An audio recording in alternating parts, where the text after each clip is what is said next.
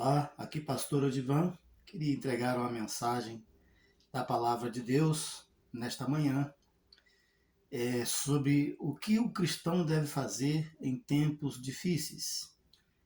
Nós estamos sempre vivendo em tempos difíceis, né? E o que devemos fazer? Pedir rota de fuga? Pedir um oásis? Pedir descanso?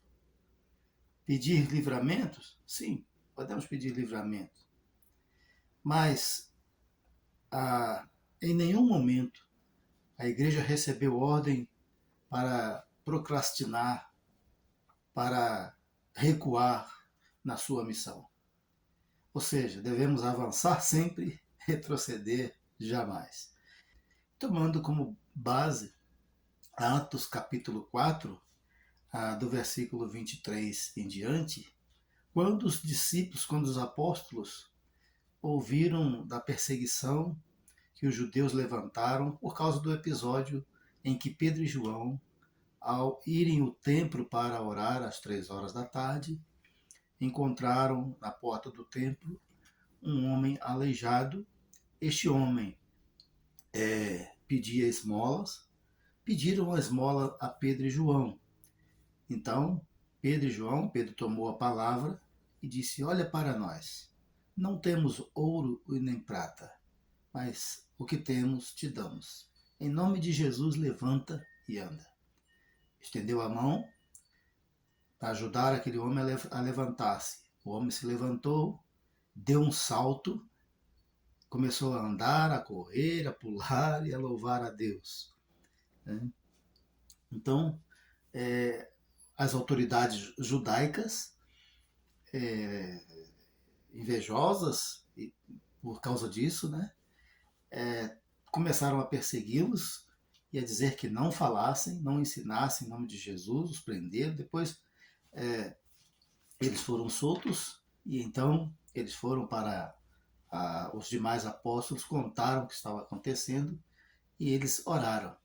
E o que eles pediram? Eles não pediram livramento daquelas pessoas, não pediram castigo sobre Senhor, pese a sua mão sobre aqueles homens. Não pediram nada disso.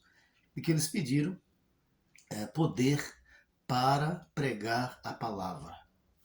Essa que devemos fazer o tempo todo. A missão de um cristão é essa, pregar a palavra. Então, veja, eles não pediram justiça sobre os seus perseguidores, eles não pediram, se bem que os entregaram a Deus, que Deus faça a vontade dele aos nossos perseguidores, mas não pediram coisas como livramento, como oásis, como tranquilidade. Eles pediram poder para continuar avançando. Então é isso que nós queremos falar, O que uma igreja de Jesus Cristo deve fazer em tempos difíceis e de perseguição? O que devemos fazer? Notamos que em tempo algum a igreja recebeu uma ordem para recuar, conforme nas estratégias militares, mesmo nas perseguições mais cruéis. A ordem sempre foi avançar na pregação do Evangelho, cumprindo o ide de Jesus, lá em Mateus capítulo 28, de 19 a 20. E foi assim que a igreja recém-nascida entendeu, em Atos dos Apóstolos, entendeu a sua missão. Diante das perseguições dos judeus e romanos, ela não pediu alívio, nem rota de fuga, nem oásis. Ela pediu força para continuar. Orou pedindo a Deus que lhe desse poder para a pregação, ousadia para a pregação da palavra de Deus. Então, se há um pedido que nós devemos fazer em tempos de perseguição, é esse, Orar a Deus pedindo poder, pedindo ousadia para pregar ainda mais a palavra de Deus. Então, quais são, então, as marcas de uma igreja, verdadeiramente igreja, precisa para avançar até que Cristo venha? Certa vez eu ouvi um pregador da teologia da prosperidade pregar, e ele disse que o cristão precisa de 3 coisas. A primeira é dinheiro, muito dinheiro, porque ninguém faz nada nesse mundo sem dinheiro, dizia ele. A outra coisa é poder político, Precisamos ter influência para mudar as leis, para influenciar nas leis e nas diretrizes do nosso tempo, do nosso país. E a terceira coisa, ele colocou o poder espiritual. Mas nunca foi preciso dinheiro. Foi o que Pedro disse para aquele paralítico: não temos ouro nem prata, mas em nome de Jesus, levanta e anda. Se ele falasse isso no poder do dinheiro, o paralítico ia continuar paralítico. Se ele falasse isso no poder político, o paralítico ia continuar paralítico. Só Jesus Cristo transforma. Mais ninguém. Mais nada. E então a marca da igreja é a dependência de Deus. É a presença de Cristo. Viver em Cristo e Cristo vivendo em nós. É isso que nós precisamos. Assim nós percebemos, amados, que muitas igrejas perderam o poder, entraram em contradição e discórdia, né? E muitas deixaram de ser verdadeiramente igrejas, porque perderam a sua dependência de Deus para depender das coisas. Adotaram regras sociais que são do mundo, que são filosofia de homens, né? Que são preceitos de homens, teologias que são fundamentadas e influenciadas por políticas malignas até. Então, o que nós vemos em Atos dos Apóstolos é uma igreja totalmente diferente, uma igreja que tinha princípio, tinha palavra, tinha fundamento, eles estavam firmados na doutrina do Senhor Jesus, na doutrina dos apóstolos. Os apóstolos eram os guardiões da doutrina de Cristo e ensinadores da doutrina de Cristo. Eles não tinham outra coisa a fazer, não tinham outro ensino, não tinham filosofias a pregar, não tinham políticas a pregar, eles tinham o ensino de Cristo, era só isso.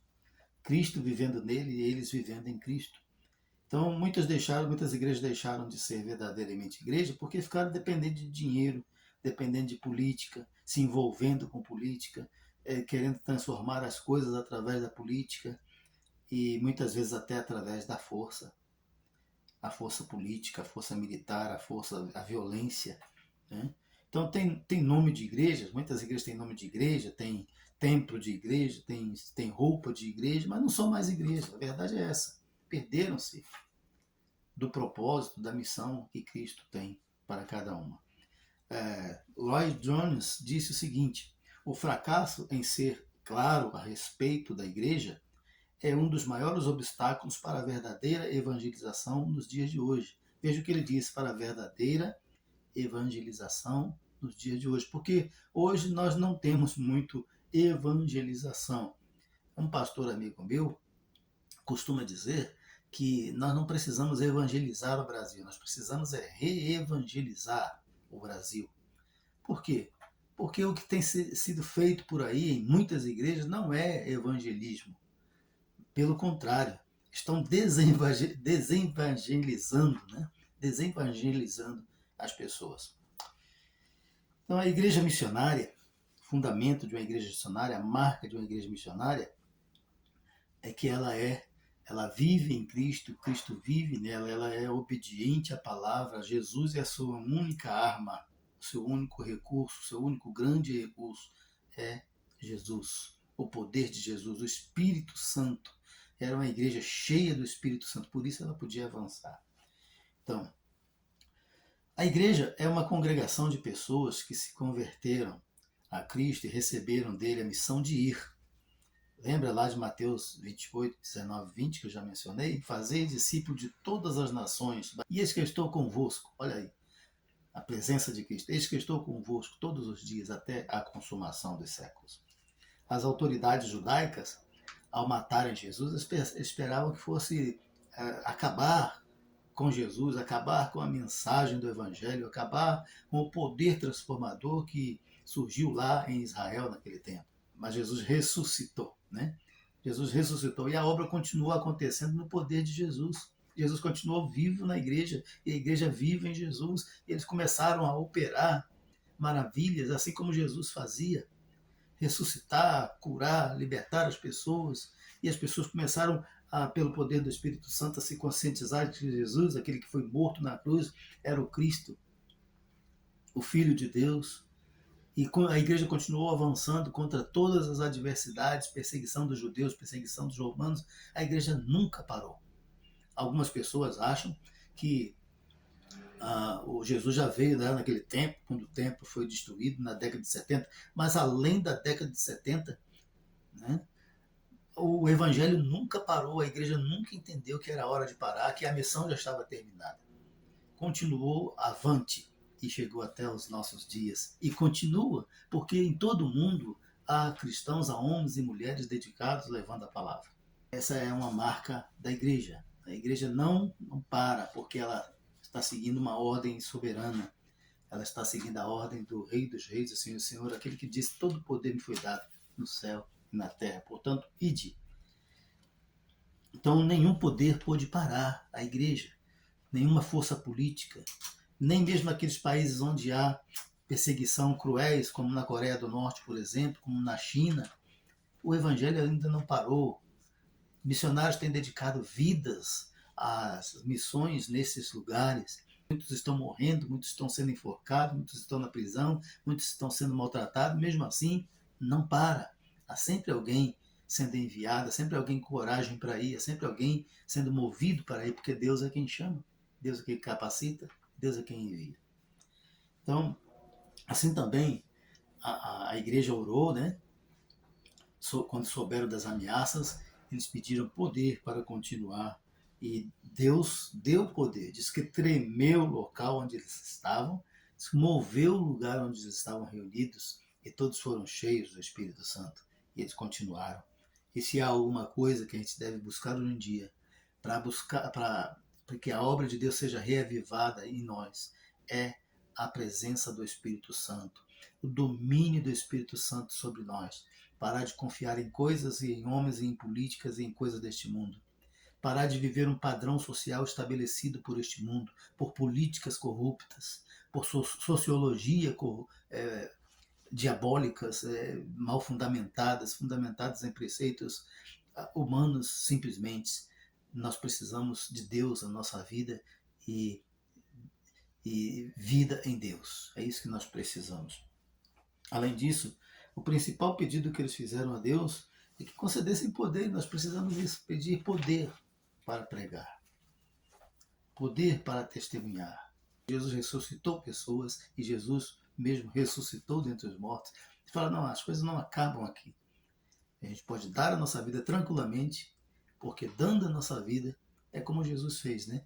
Em João capítulo 10, versículo 18, ele diz: ninguém toma a minha vida, eu tenho poder para dar e tenho poder para tomá-la de volta. Ninguém está me matando, eu estou entregando a minha vida. É isso que ele estava falando. Então, Paulo aconselhou a Timóteo, em 2 Timóteo capítulo 4, versículo 2, né, que pregues a palavra insta tempo e fora de tempo, a tempo e fora de tempo. Redarguas, repreendas, exortes com toda longanimidade e doutrina. É assim que vivia a igreja, nesse poder da palavra de Deus, da obediência à palavra e na presença de Jesus, né?